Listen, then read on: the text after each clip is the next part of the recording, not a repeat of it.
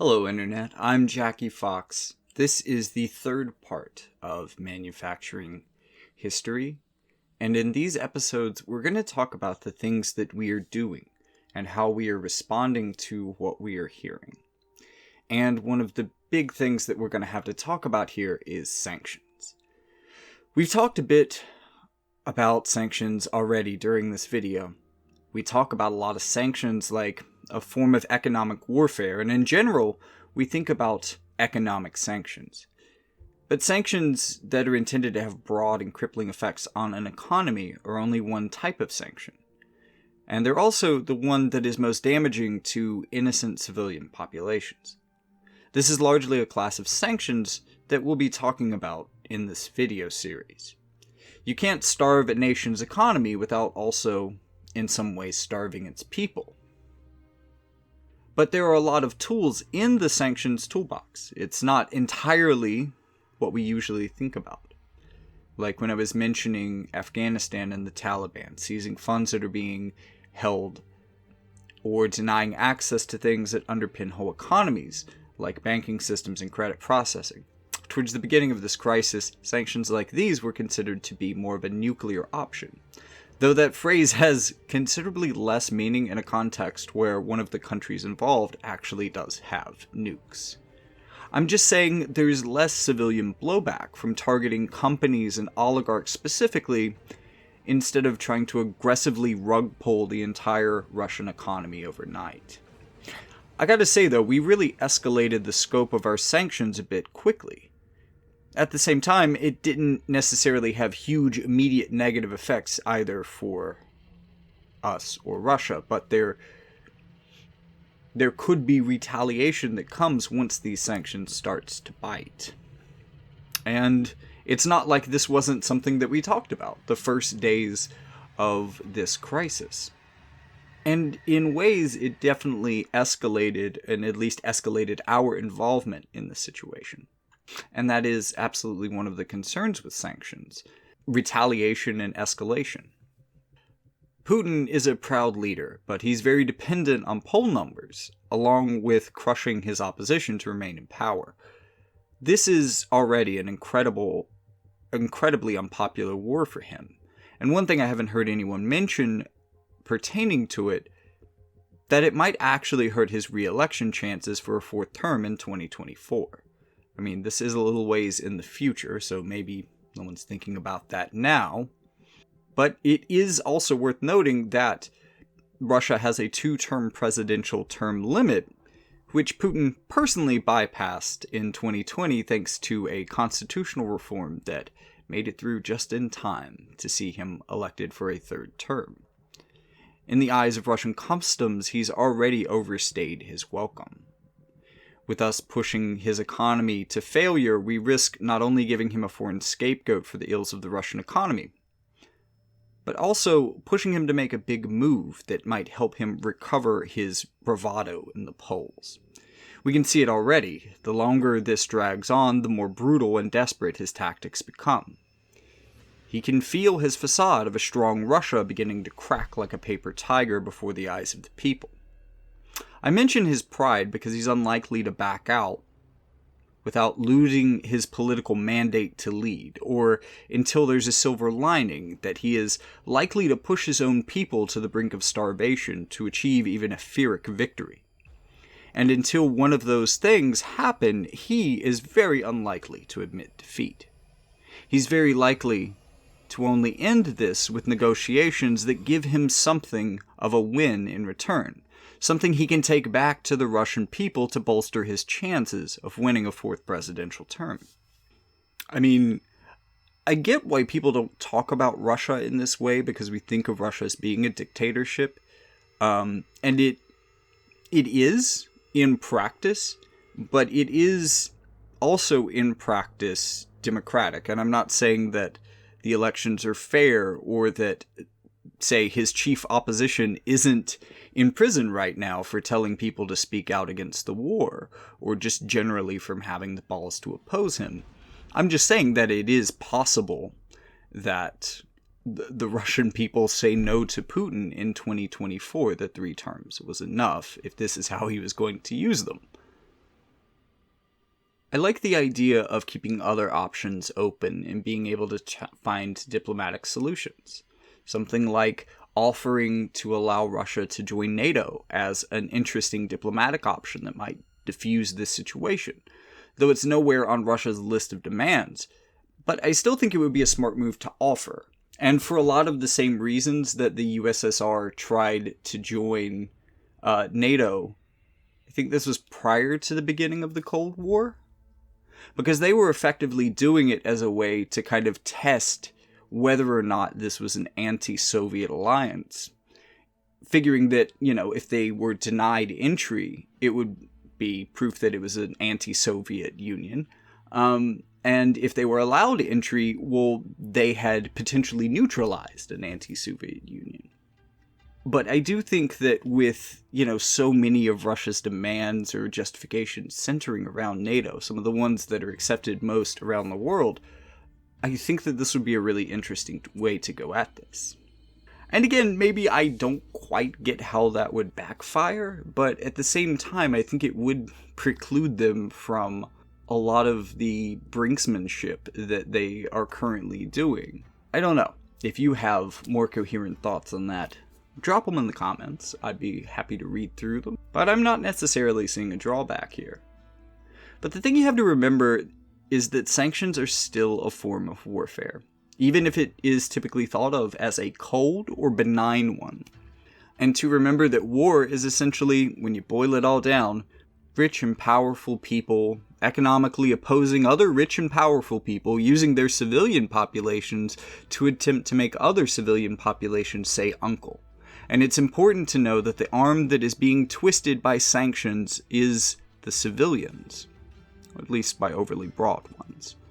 Now, as I mentioned earlier, we do have targeted sanctions that seek to kind of leave the Russian population out of it and instead target military or perhaps the oligarchs of the country, those who kind of underpin Putin's power within the country.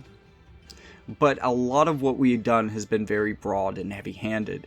It's important to remember, just like with Afghanistan, that ultimately it's not the wealthy, it's not the political upper class that are going to be the people who push for the war. And they're not going to be the people who get punished by the war. Putin isn't going to go hungry because you've sanctioned his country. Russian citizens in the middle and lower class, the way inflation is going over there, they're the people who will die, even though a bullet was not fired in their direction, at least if this continues on, if our sanctions continue on. And we are being urged to double down on them now, even though I'm not even sure what else we could do in the realm of sanctions at this point. There could be a real history of poverty left in the wake of some of these decisions, or at least it looks like that might be where this is going as a longer engagement. That will be the long-term effects of sanctions. And, maybe they will help in ending this war sooner, lowering Ukrainian casualties, lowering casualties from a longer, more protracted war that we didn't do anything about. And, that's a view that we can talk about, and it's a view that's worth discussing. But I think that you have to think about the human cost of sanctions as well. And that's something that should be weighed in the calculations at some value.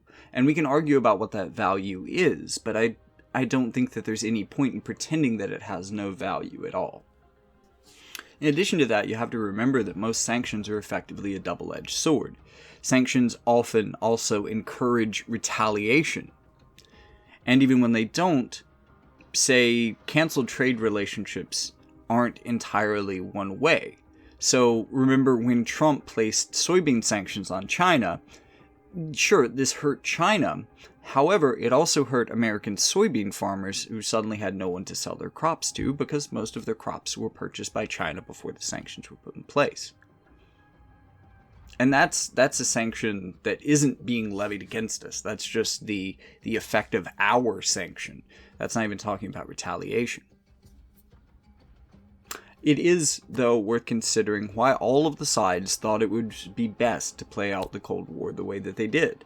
I think that mistakes were made on all sides, and the way that we used sanctions were among those, the way that we even cleaned up our messes after the Cold War But I think that there's also a lesson learned that at the very least, the techniques that we used during the Cold War kept us all from dying of nuclear explosions.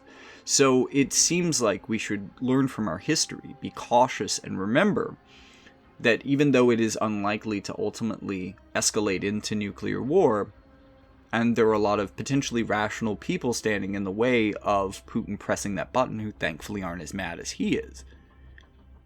When you talk about nuclear weapons, we're talking about the potential for long-lasting detrimental effects.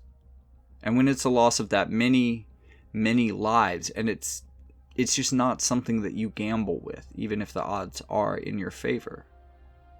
Also, when talking about Russia's expected ability to weather sanctions, it's worth noting that part of the reasoning has been linked to Russians' expectations of this being a 3 to 14-day conflict in total, meaning that sanctions wouldn't have time to affect their military's ability to fight.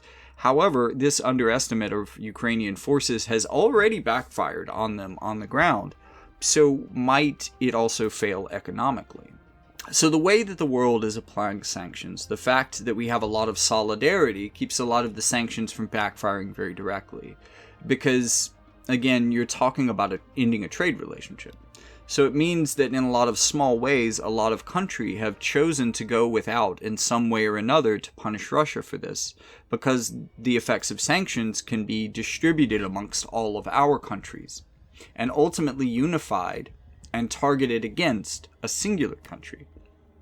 And thus able to have a disproportionate effect on the Russian economy compared to the effects that our own sanctions are having on our economy. However, just like I said with Trump, we should make an effort to compensate Americans for the blowback, like the blowback we're seeing at the pump. There's also retaliation. The biggest set of retaliation that we're seeing right now, I happen to have written this in my car, and I had just paid around $5 for a gallon of gas, and this was like pretty early on into the conflict. I haven't bought gas since, thankfully. I'm trying not to drive, but it is steadily going up in price. So oil prices by the barrel skyrocketed almost immediately, and in fact, they had kind of been pushing the prices upward, it seems, in preparation for the war and in collusion with Saudi Arabia. So they were kind of on this upward spike before the war happened, and then they kept going up when we started hitting them with sanctions. And in some ways, this actually allows them to, through increased profit and, the solidarity with Saudi Arabia, because if Saudi Arabia kept their prices low, then everybody would just be able to go to them. But that solidarity keeps people buying Russian while also making up some of the money that they're losing from sanctions. So while we used to have a lot of power with Saudi Arabia and OPEC previously, we are losing a bit of that now. And you know what? I think it's a good time to just give it up, cut our losses, and shift into anchoring our economy in perhaps a nuclear power model supported by renewables like hydroelectric power in the short term, and focusing more on natural gas as a stepping stone into a cleaner power grid. Just moving away from oil entirely. And we can learn some lessons from Russia in that respect, actually. Russia, for their domestic power, uses almost entirely nuclear power. So they sell pretty much 100% of their oil and gas to the rest of the world to profit their country, or more accurately, their country's oligarchs. Great economic idea, except for the corruption and the distribution of profits within the Russian economy. We're increasingly seeing a green future as being impossible to avoid if we want a livable planet, and because of that, there's a large and still mostly untapped market for energies of the future. And I feel that having that as an export in a similar way that Saudi Arabia and Russia has oil will be a way that America can reasonably expand its economy in a future that actually benefits the planet and us. We need to race with the rest of the world to work to these solutions before other countries get ahead of us. And some of the political will to do so seems to be there with Biden. It seemed to be there with Obama as well. Hopefully, Biden is actually willing to fight for something that can make us more competitive with technology that the world will need to be retrofitted with in the coming decades. It is a huge emerging industry that we have to get a part of. And there does seem to be a political will for this within America, to cut ourselves free from Russian oil, not just through a temporary sanction, but permanently. And there is also growing sentiment to move away from Saudi Arabia as well. And even as I was writing this, even though people didn't necessarily realize what that was going to mean for prices at the pump, we almost universally wanted this. But it is important to notice that there will be an inflation of fuel prices. And fuel prices underpin so much of the economy because you have to transport your products a lot of times a long way, since very few things are made locally anymore.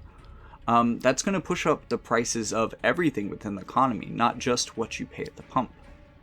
There's another way that you can help Ukraine, independent of our governments. You can send them money directly. There's a lot of humanitarian aid and humanitarian relief organizations that are helping Ukraine right now. Do some research, find out what the good ones are. Like how much of what they send, how much of what you send, they are actually sending to Ukraine, how much, the administrative fees or whatever are. Do your research, pick a charity, and send your money the cleanest way you can. Even sending $20. Like, look at what the Freedom Convoy did in Canada, even though they had nowhere near the popular bipartisan support that Ukraine is enjoying right now. And they were raising millions of dollars a day. So I think that what we're seeing is that a lot of like $10, $20, or even up to like $200 donations can really go a long way if enough of us decide to help a group out.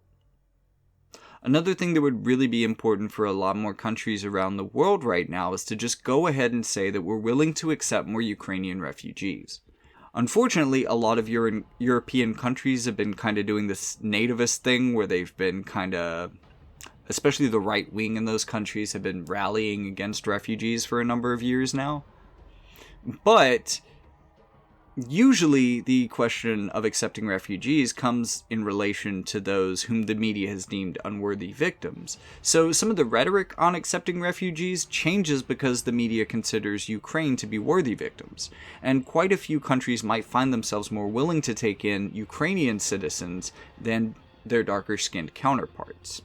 Right now, Poland is bearing a lot of the brunt of this refugee crisis, and that's why I think a lot more countries should be willing to provide support in this way if they can. Kind of put their money where their mouth is and say, we will take your refugees. If you can get to Poland, we'll help you get out of the country and we'll take you in hours. 100,000 people to 10 countries that are close to Ukraine could move 1 million people.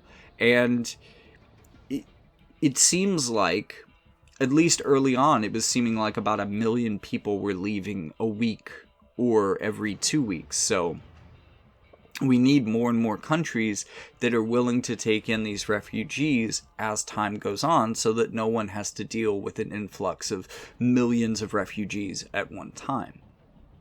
I think one of the ways that this might end that's best for everyone is that enough of the truth makes it across the borders into Russia and protests become unsustainable to put an end to while also fighting a foreign war.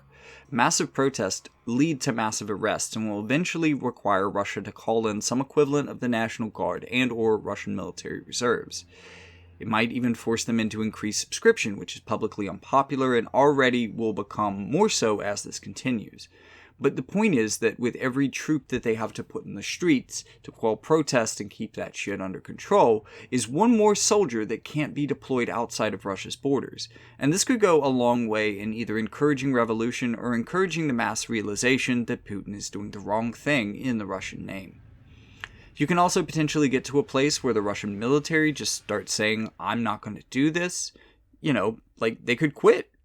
It's a thing that could happen, It's not something that you really see, but they could just say, fuck this, I'm not fighting this war. It's possible. Given the civilian consequences of sanctions and societal collapse, there are all these ways that this war could end without us having to go that route. We must be careful in how we target the innocent, even when it's not a drone that we're targeting them with. This is why informational warfare alongside of diplomacy, as well as the power of civilian protests, are so important and powerful here. because they don't rely on human suffering to come to an outcome for Ukraine. Thinking about all of our lethal aid, all of our sanctions, we must remember that while we're applying this pressure, that we should also be looking for a diplomatic way out for Ukraine as well. I would like to see Ukraine retain its full sovereignty, because I would like to see them take control of their own future. As of a few weeks in, the diplomatic offers coming out of the Kremlin aren't entirely ridiculous, but they are asking for a lot to end this. The things Putin seems to want out of this conflict are the following: Ukraine's recognition of the independence of Luhansk and Donetsk, as well as the annexation of Crimea, a binding agreement not to join any other union of nations, such as, and including the EU and NATO, demilitarization and the complete disarmament of Ukraine, which they claim to be doing now. Behind the scenes, they're also talking about allowing Zelensky to stay in power as long as they're able to... Wow. This is almost exactly season 1 of Servant of the People. Holy shit. He's in power. The Russian and oligarch-backed groups have got the prime minister in power to keep him away from doing any of the really radical things the whole season. He only realizes it at the very end. And behind the scenes, they're talking about Zelensky staying on as the president, and then them choosing the prime minister and somebody who'll kind of keep him in line, and kind of leaving him there as a puppet, as the president of kind of a puppet regime that he doesn't necessarily have control over. Although that hasn't been said officially in negotiations. More recently, about 3 weeks in, we saw a second set of demands coming in from the Kremlin, and these were different in that demilitarization and disarmament of Ukraine ended up getting softened to removal of offensive capabilities, instead of, removing their ability to defend themselves or their defensive capabilities. And that the amendment to their constitution, which was previously set to keep them from joining any union of nations, and they are actually in a trilateral agreement with the UK and Poland right now, so they've already kind of violated that. They've reduced that down to just being the EU and NATO, which would allow them to stay in that agreement and also make others, so long as they are not the EU and NATO. So what this says, and we'll get more into this when we start talking about what has been happening on the ground. I'm going to go by that the first month of combat week by week. You'll kind of understand that as of 3 weeks in, Russia isn't in the same position of power they thought they were. Because things just have gone downhill for them. So naturally, they are basically negotiating from a weakened place of power. Now, how the next few days from the moment that I am recording this play out, and I should have an answer for this by the time I actually get to that video, which I won't be recording at least for another couple days until perhaps the fields in northern Ukraine have thawed, which really is... And that's something that's kind of wild about this, just how important whether or not the fields have thawed is in this whole conflict. But I should know an answer to that by the time I record that video. So as we're applying this pressure, let's remember, this is not suffering for suffering's sake. That we are doing these sanctions not to make people miserable, but to get Russia to come to the bargaining table. And yes, sanctions may play a role in this. Military and military defectors will help as well. We're already seeing this, by the way, play a key role in the fighting near Belarus. The Belarusian military was supposed to go in on day 1, but at this point that has been massively delayed, and key Belarusian officials have actually stepped down and saying that they won't do what the Russians want them to in Ukraine. However, they are still allowing Russian troops to enter Ukraine through Belarus. And the changing of the guard in Belarus might get someone who is more willing to work with Putin, although we haven't really seen a major Belarusian deployment even now. So that's good news. Ultimately, I think that all of these things just give more reason to accept a lesser outcome for Putin diplomatically.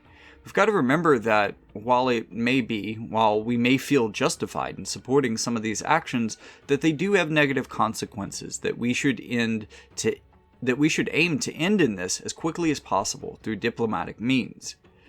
This series has been going on for hours now, and I've still only hinted at pieces of what is going on the ground. And that's in part because I think that all of this context and your familiarity with all of these topics is going to be important to understanding how some of the people you'll see on the news moving forward will be framing this, and what their narratives are missing. I mean, you've got Hillary Clinton on TV saying that when Russia invaded Afghanistan, that didn't go well for them. And ended with the collapse of the Soviet Union, but then admitting that there were some unintended consequences of that. Well, I'm glad you said it, but I think the unintended consequences that resulted in 30 additional years of imperialist wars, in the U.S. committing state terrorism against several sovereign governments, as well as propping up and encouraging the terrorist organizations that terrorized the other side of these organizations for a number of years. And yeah, there's a lot of fucking unintended consequences very much worth talking about. And that statement does not do credit to the situation caused by it, and I think a fucking warhawk like Hillary Clinton would know that. And I've seen so many half-assed historical references that I thought that maybe it would just be interesting to get into the history behind those remarks. There's a lot of people like her out there, pushing for escalations that would lead us eventually to a more formal war. At least for the early coverage of this, I would say that the mainstream media did a pretty good job, like for the first couple of days. Yes, the right wing was certifiably off their rockers for maybe the first 2 days, and after that, I think they polled the American people and realized that we do not side with Russia on this issue. And it's a losing battle to try to fight for Putin on American soil. So they all rapidly changed their tune, like literally overnight. It feels like the news media came together for a moment to do what it was designed for. This is kind of another 9/11 type scenario. This is another one of those, you'll remember where you were when you found out about it type scenarios. This is another one of those, the world changed dramatically geopolitically after this date and time scenarios. And again, as I pointed out with the cable media, they're really designed to operate in circumstances like this. And I think that a lot of their issues just disappeared for a moment as they took the story seriously. But over time, we're figuring out how to turn this into a cultural or political issue. Because the other end of that 9/11 comparison is to note how the media worked to manufacture consent for war as we became bored with the constant coverage of the attacks. But for a brief moment, a brief window in time, I was actually proud while I was writing this, which is a few weeks ago now. And at the time, I was also briefly proud of the Biden administration. I think that the way that Biden had reached out, had reacted to the information or the laying of blame that his administration did was perfectly reasonable. And this was more or less before the invasion happened. It was an increasingly tense situation that could have been set off by the premature application of sanctions, which many people were calling for.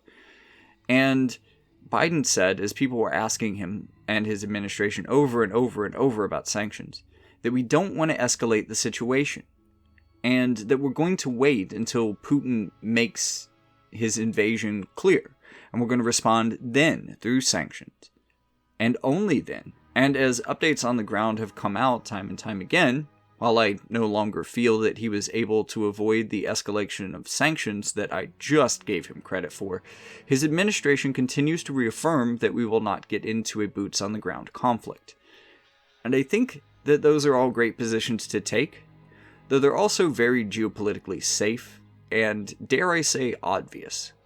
Still, I'd been beginning to not expect the U.S. state to respond to much of anything, especially like this, rationally.